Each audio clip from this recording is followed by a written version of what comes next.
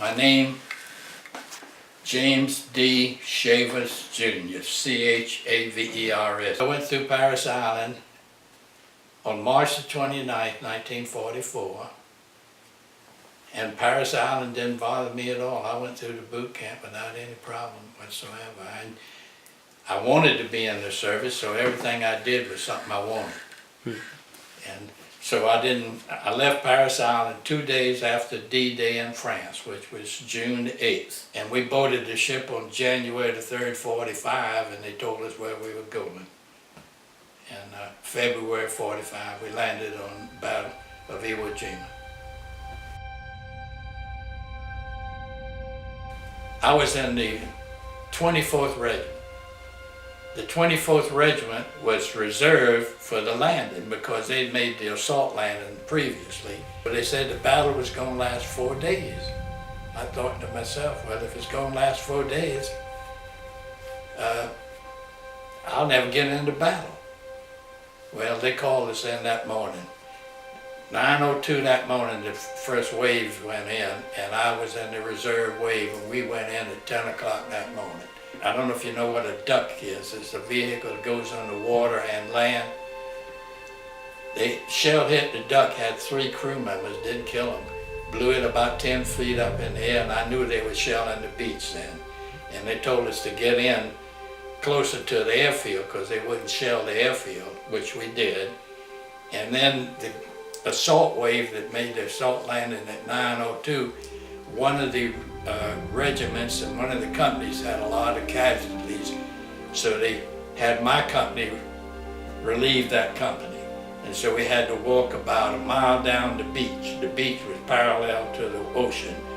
We had to walk a mile down to the beach and took over their positions. And we didn't know it when we took over their position, but we were right next to the Japanese artillery, the main artillery force. They shelled us for 4 days and nights, every day.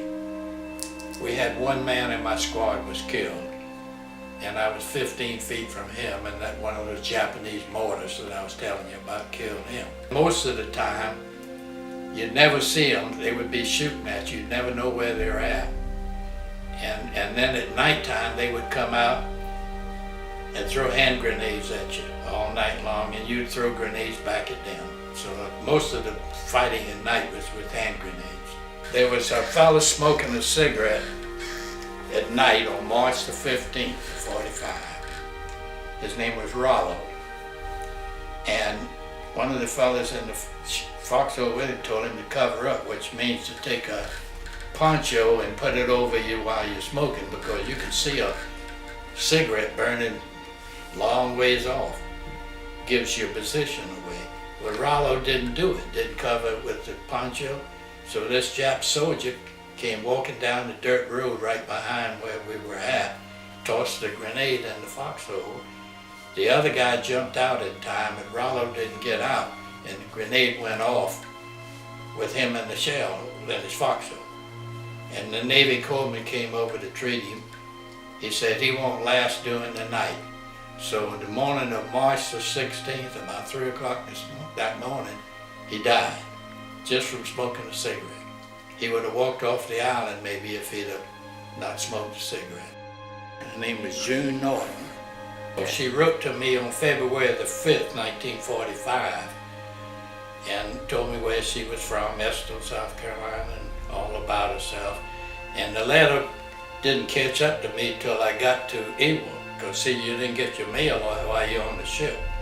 When you landed there, the mail was there in a pile for you, and I got it on the 19th of February of 1945.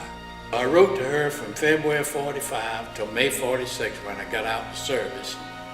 I got out the last week of May, and she was going to Furman University in Greenville, South Carolina. I drove up and met her up in Furman, and we got married on October the 20th, 1946. Why me, or why I survived and others didn't? If you try to reason that out, you'll never understand, so I never did reason it out. I had 5 times that I could have been one of those victims, but I wasn't.